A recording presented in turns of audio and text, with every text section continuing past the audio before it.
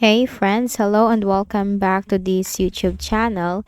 In today's video tutorial, I'm going to share to you on how you can fix the error code 504 or 504 in your Chrome browser. So let's go quick into the process. First, let's go ahead in the Windows search bar and type Chrome.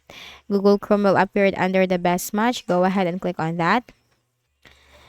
Now here in your Google Chrome browser, you have to click on the three dots at the top right corner, that is to customize and control the Chrome browser. Scroll down and you'll find the settings, the one with the gear-like symbol. Simply click on that. Now here in the list of options on the left pane, you'll find this option, privacy and security, the one with the shield symbol that's under autofill and passwords.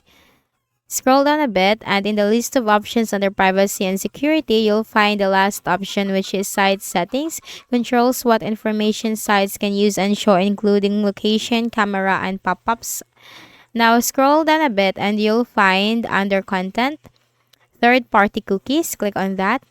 Scroll down a bit and you'll find this option, see all site data and permissions. So here is you need to look for this site as to where you are having an error with, and then you can just simply search for that right here and then click on this delete icon for that website, or you can just simply click on this delete all data.